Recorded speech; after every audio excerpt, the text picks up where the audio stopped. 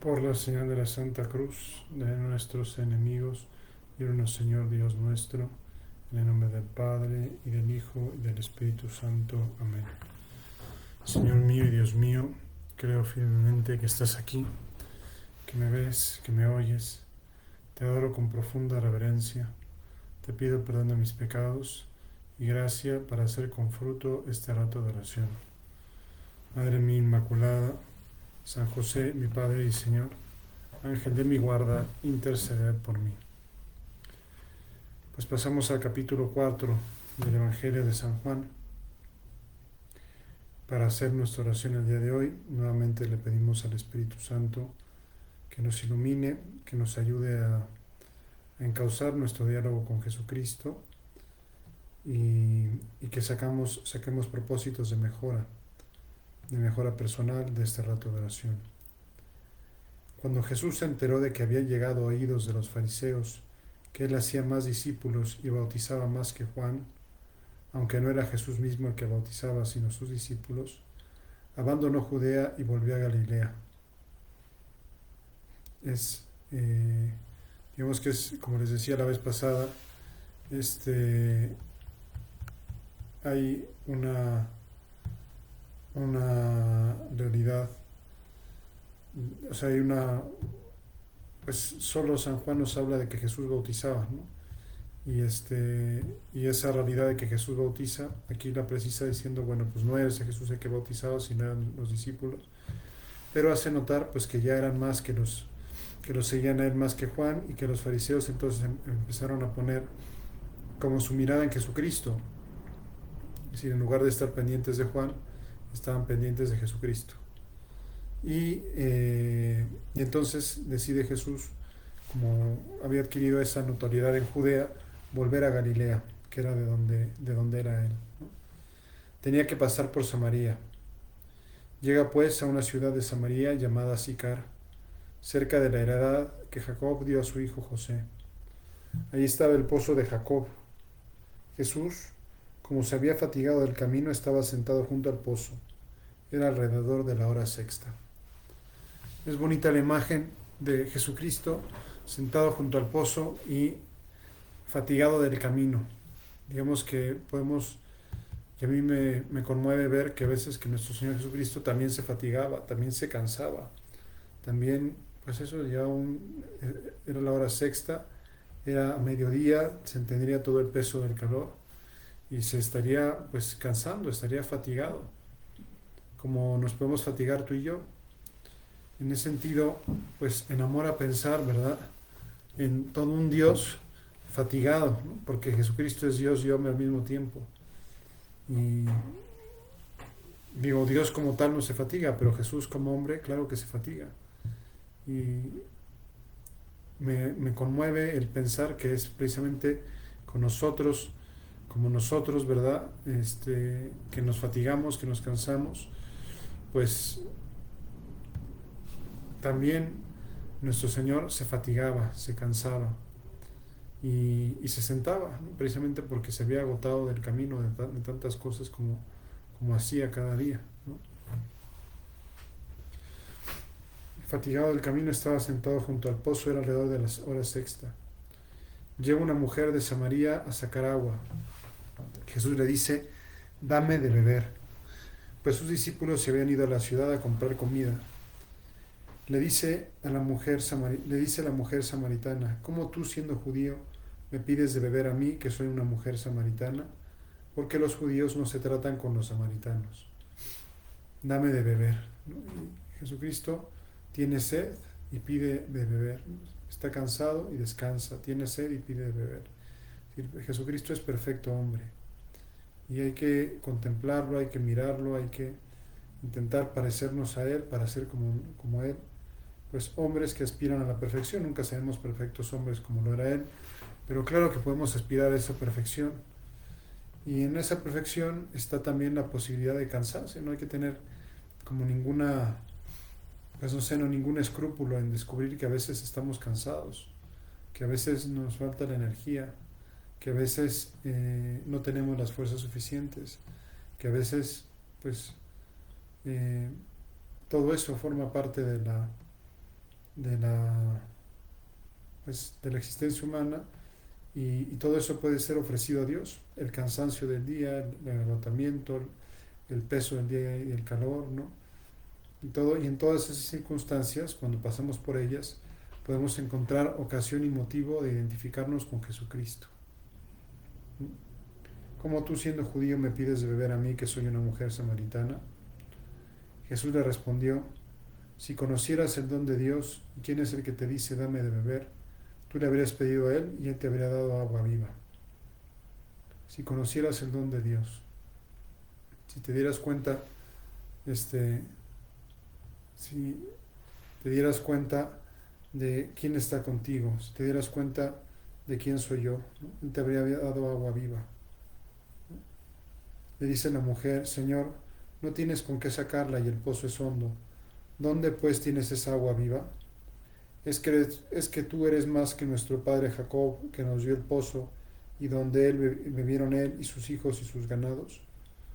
Jesús le respondió: todo el que beba de esta agua volverá a tener sed, pero el que beba del agua que yo le dé no tendrá nunca sed, no tendrá sed jamás, sino que el agua que yo le dé se convertirá en él en fuente de agua que brota para la vida eterna. Nuestro Señor Jesucristo está hablando en un sentido espiritual,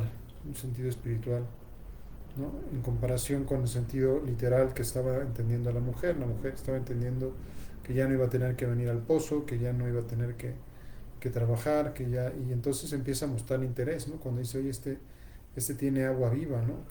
¿Cómo será tal agua viva, ¿no? Bueno, la mujer: Señor, dame de esa agua para que no tenga más sed y no tenga que venir aquí a sacarla. Y la mujer cambia de actitud precisamente cuando ve, pues, un poco de interés, ¿no? Digamos que es una obra maestra, me parece, de apostolado del Señor, porque el Señor provoca ese diálogo con una necesidad que él tenía. Él efectivamente tenía sed y no tenía con qué sacar agua del pozo, y la mujer iba con una cubeta para sacar el agua del pozo. Si el Señor tenía una necesidad, pero aprovecha esa necesidad que tenía él para tocar el corazón de esa mujer, para conseguir la conversión de esa mujer y para conseguir la conversión de todo un pueblo. Es en ese sentido como una estrategia maravillosa del Señor, que se sirve incluso de su cansancio, incluso de su sed, para hacer apostolado. También a nosotros nos puede pasar algo semejante, ¿no? Que, que también tengamos cansancio, que también tengamos sed, que también tengamos, y que aprovechemos eso para hacer apostolado, ¿no? Me acordaba de una anécdota de San Juan Pablo II, cuando era todavía joven, ¿no? O sea, cuando era papa recién electo, ¿no? Que se encontró con un chico, y que en una audiencia, y el chico le comentó: Santo Padre, yo juego tenis. Ah, pues yo juego tenis también. Y dijo: te invito a jugar tenis. Y lo invitó a jugar tenis a aquel chico. Fueron varias veces jugaron tenis entre ellos dos. Y finalmente el chico se animó a entrar en el seminario y se ordenó sacerdote con el paso del tiempo. Todo fue fruto del apostolado personal del Papa Juan Pablo, que pues necesitaba hacer ese rato de deporte, practicaba tenis, invitó a un chico a que lo acompañara, y aquel chico pues trató a San Juan Pablo II y quedó como cautivado por esa figura, y dijo: pues yo quiero ser como él, pues yo entonces quiero ser sacerdote, y se ordenó sacerdote, ¿no? Es decir, aprovechó una necesidad que tenía, la necesidad de hacer deporte, para acercar a otras personas a Dios. Pues eso es, digamos, que como el ABC del apostolado, aprovechar las necesidades que tenemos para encontrar en eso una ocasión de llevar a otras personas a Dios. Es decir, no es solo que yo quiero descansar, o que yo estoy cansado, ¿no? Y eso nos saca de una situación que es también frecuente, ¿no? Cuando uno está cansado, tiene la tentación de centrarse en sí mismo, ¿no? De estar pensando en uno mismo, y estar como eso, dándose vueltas a uno mismo, ¿no? Estoy cansado, me siento cansado. Y, y claro, entonces eso tiende como a aislarnos de los demás, ¿no? Y luego puede ser ocasión de, pues, de que no haya pues puede ser ocasión de que una persona busque compensaciones, ¿no? Compensaciones que no son buenas, ¿no? Precisamente porque se siente cansado. Entonces,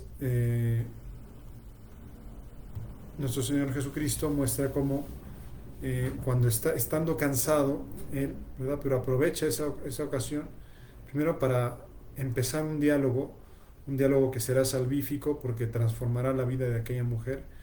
Y repito, no solo transformará la vida de aquella mujer, sino transformará la vida de aquel pueblo, ¿no? Todo aquel pequeño pueblo de Samaria, pues terminaría por reconocer a Jesús como Mesías, precisamente con ocasión de ese diálogo que Jesucristo entabló, porque quería beber un poquito de agua. Esto es lo que yo le llamaría, o San José María le llamaría tener una pillería santa, ¿no? Ser un poco pillos para aprovechar las ocasiones de hablar de Dios. Y es lo que hace nuestro Señor Jesucristo. Le dice la mujer, repito la idea, dame esa agua para que ya no tenga más sed y no tenga que venir aquí a sacarla. O sea, la mujer se interesó por esa agua viva, esa agua que salta hasta la vida eterna. No captó el sentido espiritual del cual estaba hablando Jesús y sobre el cual volveremos nosotros, sino que captó un sentido meramente literal de ya no tener que ir al pozo a cargar agua, ¿no? En aquella época pues no había agua corriente, ¿no? Que sería como la solución ideal. Él le dice, vete, llama a tu marido y vuelve acá. Respondió la mujer, no tengo marido. Jesús le dice, bien has dicho que no tienes marido, porque has tenido 5 maridos y el que ahora tienes no es tu marido. En eso has dicho la verdad. Entonces ahí ya cuando la mujer ya mostró interés en tomar esa agua, entonces Jesucristo, que la conoció muy bien, pues porque tenía esa ciencia de Dios, ¿verdad? Ese conocimiento de Dios, dice, llama a tu marido. Y aquí tenemos una especie de Liz Taylor, ¿verdad? Del Evangelio. 5 maridos has tenido, el que ahora tienes no es tu marido de verdad, ¿no? Es decir, el sexto, ¿no? Era una Liz Taylor del Antiguo Testamento, del Nuevo Testamento, ¿no?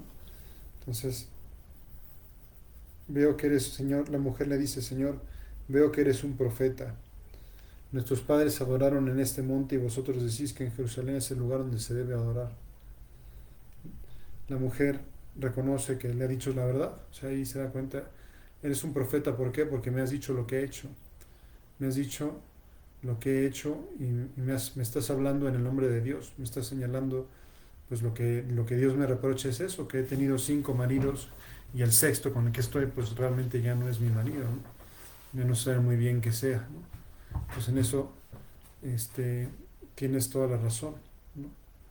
Señor, veo que eres un profeta, ¿no? Reconoce, en lugar de enojarse, de molestarse, termina por reconocer pues las características de nuestro Señor, ¿no? Que es un profeta precisamente porque le ha dicho lo que ella ha hecho. Y pone aquí la diferencia, ¿no? Los samaritanos, en lugar de adorar a Dios en Jerusalén, adoraban a Dios en el monte Garizim, ¿no? Nuestros padres adoraron en este monte y vosotros decís que en Jerusalén es el lugar donde se debía adorar.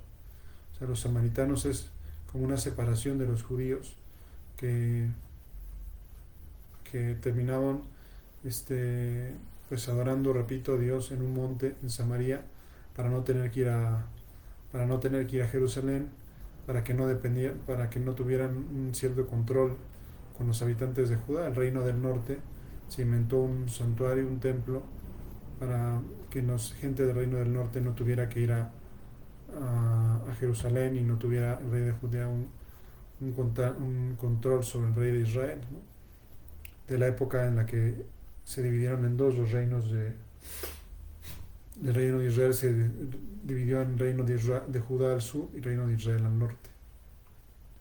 Pues claro, eso pues ya se quedó como una división y por eso los judíos despreciaban a los samaritanos y por eso no se llevaban entre ellos. Jesús le dice, créeme mujer, que llega la hora en que ni en este monte ni en Jerusalén adoraréis al Padre.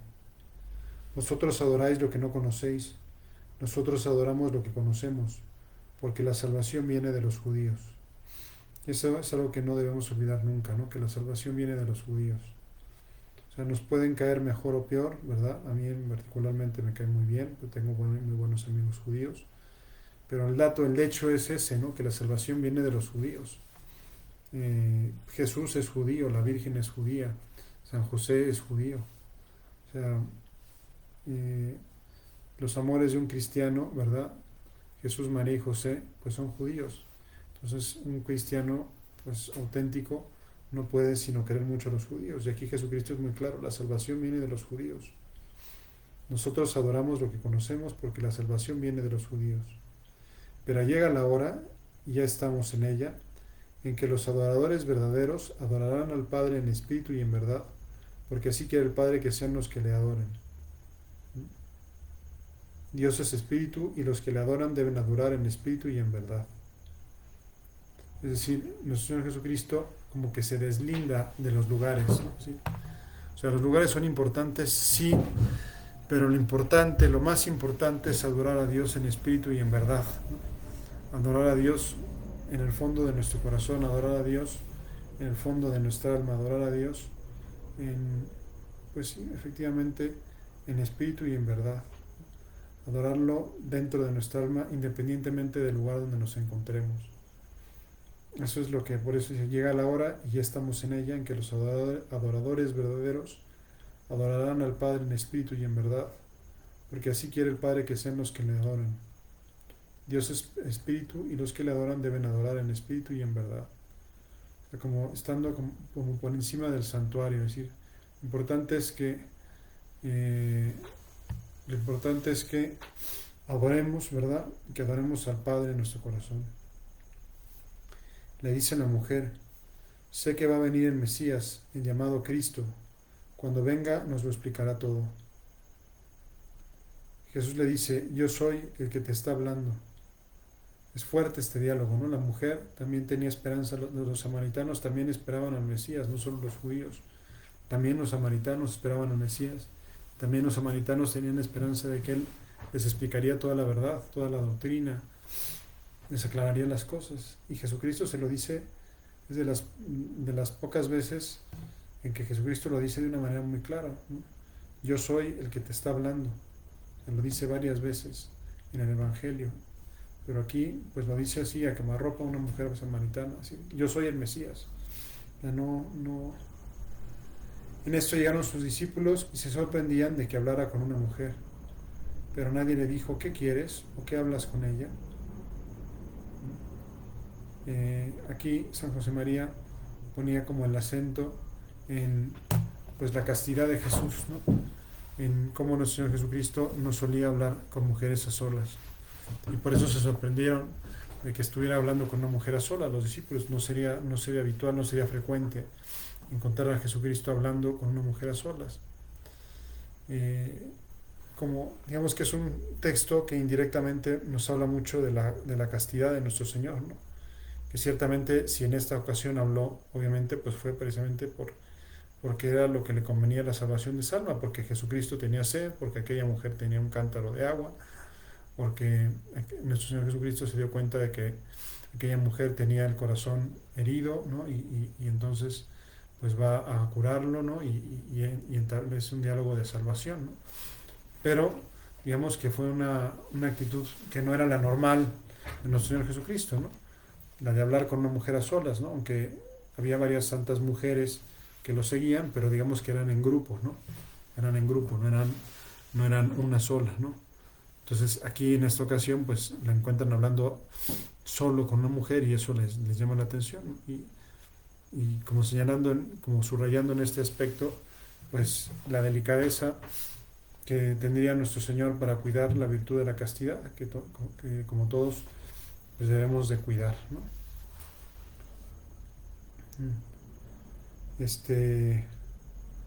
La mujer, dejando su cántaro, corrió a la ciudad y dijo a la gente, venid a ver a un hombre que me ha dicho todo lo que he hecho. ¿No será el Cristo? La mujer hace apostolado con una gran sencillez. O sea, el pueblo se entiende que sería un pueblo muy pequeño, ¿no? Sería un auténtico caserío, ¿no? Pero la mujer, pues como sería bien conocería a todos los del pueblo, les diría, ¿no? Venid a ver a un hombre que me ha dicho todo lo que he hecho. ¿No será este el Cristo? Salieron de la ciudad e iban a donde él. Como suele pasar en los pueblos pequeños, ¿verdad? Pues cualquier cosa es noticia. Nuestro Señor Jesucristo se convirtió en la noticia de aquel pueblo, ¿no? En el hecho extraordinario que sucedió en aquel pueblo. Entre tanto, los discípulos le insistían diciendo: Rabí, come. Pero él les dijo: Yo tengo para comer un alimento que vosotros no sabéis. Los discípulos se decían unos a otros: ¿Le habrá traído alguien de comer? Jesús le dice: Mi alimento es hacer la voluntad del que me ha enviado y llevar a cabo su obra. ¿No decís vosotros: 4 meses más y llega la siega? Pues bien, yo os digo: alzad vuestros ojos y ved los campos que ya que blanquean ya para la siega. Ya el segador recibe el salario y recoge el fruto para la vida eterna, de modo que el sembrador se alegra igual que el segador, que el sembrador se alegra igual que el sembrador. Aquí sigue el Señor Jesucristo con este paralelismo entre el segador y el sembrador, ¿no? Pero yo lo que quería llamar la atención es cómo de vez en cuando nuestro Señor Jesucristo va dejando caer como verdades en su diálogo con los apóstoles o en su diálogo con la samaritana, va dejando caer verdades que son intemporales, ¿no? Que son para todos nosotros, que son válidas en todos los tiempos y en todas las circunstancias, ¿no? Es decir, mi alimento es hacer la voluntad del que me ha enviado y llevar a cabo su obra. O sea, nuestro Señor Jesucristo es como muy claro, ¿no? O sea, mi alimento, lo que realmente me hace vivir, lo que me hace levantarme cada día, lo que me hace luchar, más allá del alimento material, más allá de, es hacer la voluntad del que me ha enviado y llevar a cabo su obra. Y si nosotros queremos parecernos a Jesucristo, que realmente queremos parecernos a Él, ¿no? Porque, eh, pues porque nos consideramos sus discípulos y queremos, nos damos cuenta que ahí está la salvación, que es lo mejor que podemos hacer, ¿verdad? Pues ojalá que nosotros pudiéramos decir lo mismo, ¿no? Mi alimento es hacer la voluntad del que me ha enviado y llevar a cabo su obra, ¿no? Mi alimento es hacer la voluntad de Dios y llevar a cabo su obra, ¿no? La obra de Dios, lo que Dios espera de mí. Ese es mi alimento, ¿no? Eso es lo que me hace levantarme cada día, es lo que me hace luchar. Ojalá que lo podamos decir, ¿no? Mi alimento es hacer la voluntad del que me ha enviado. Y la otra frase que nuestro Señor Jesucristo dice así como de pasada, ¿no? En medio del diálogo, nuestro Señor le dice a la mujer, dice,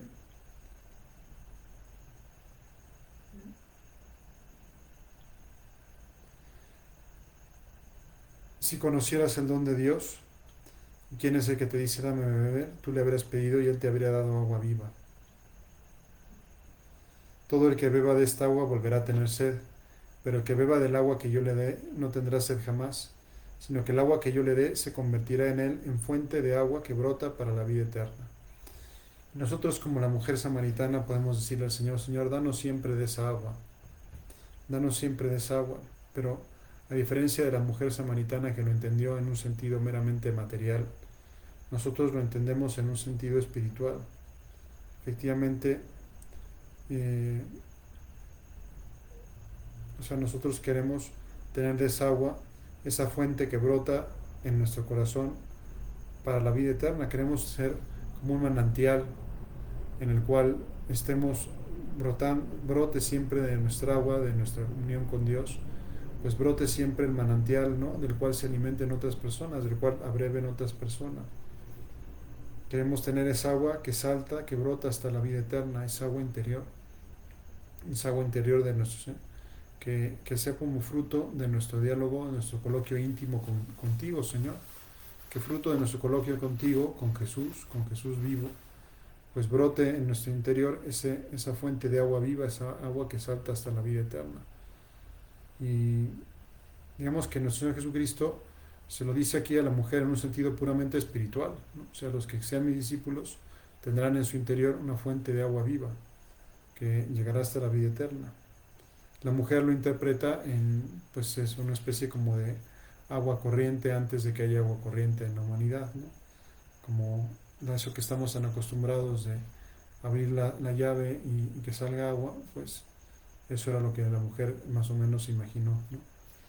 Pero nuestro Señor Jesucristo está hablando en un sentido espiritual, ¿no? El agua que yo le daré se convertirá en él en fuente de agua que brota para la vida eterna. Señor, danos de esa agua que brota para la vida eterna. Danos de esa agua para que bebamos nosotros y para que beban las personas que se acerquen a nosotros. Y después dice, vuelvo entonces al ejemplo que empieza a dar nuestro Señor. ¿No decís vosotros 4 meses más y llega la siega? Pues bien, yo os digo, alzad vuestros ojos y ved los campos que blanquean ya para la siega. Ya el segador recibe el salario y recoge fruto para vida eterna, de modo que el sembrador se alegra igual que el segador. Porque en esto resulta verdadero el refrán de que uno es el sembrador y otro el segador. Yo os he enviado a cegar donde vosotros no os habéis fatigado. Otros se fatigaron y vosotros aprovecháis de su fatiga.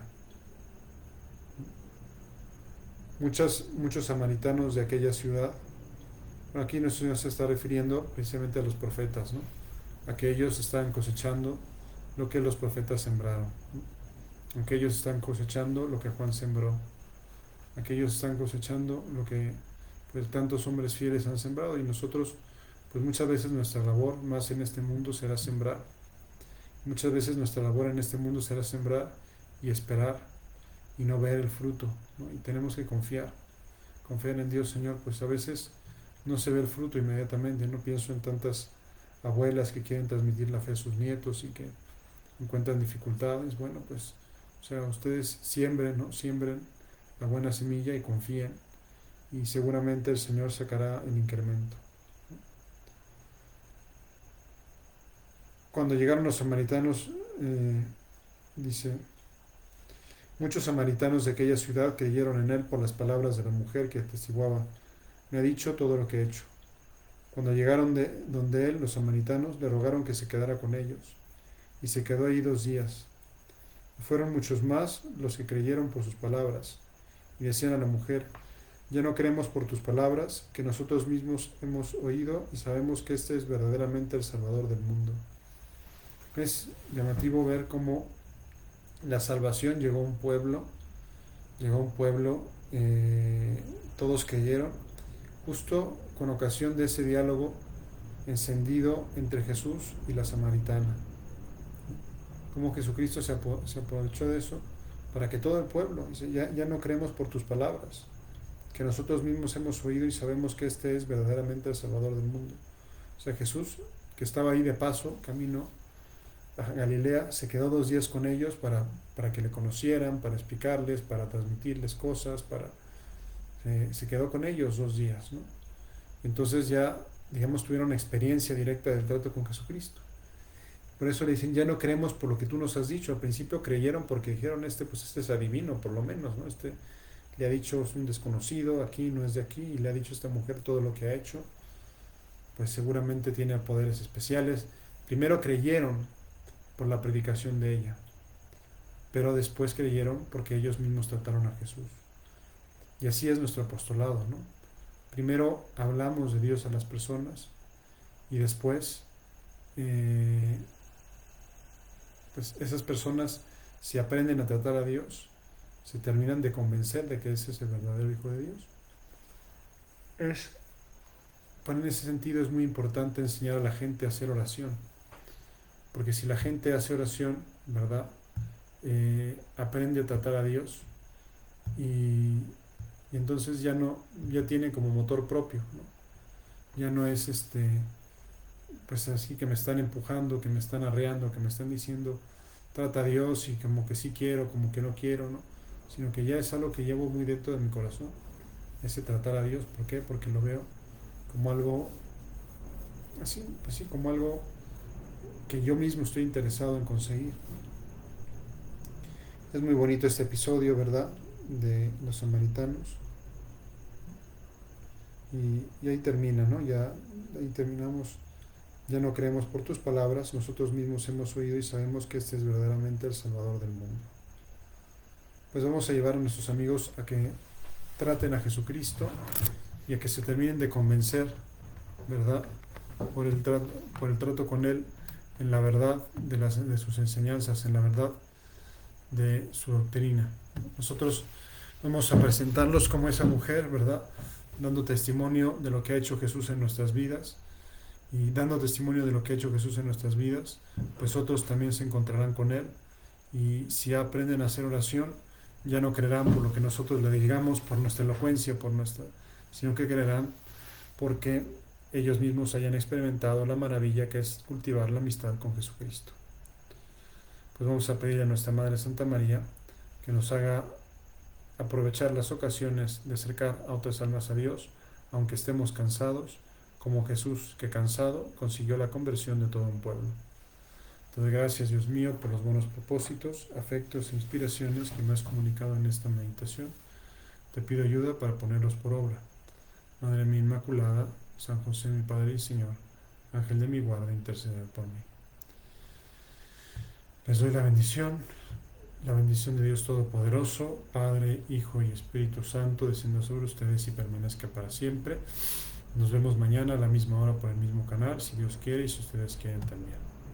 Buenas noches.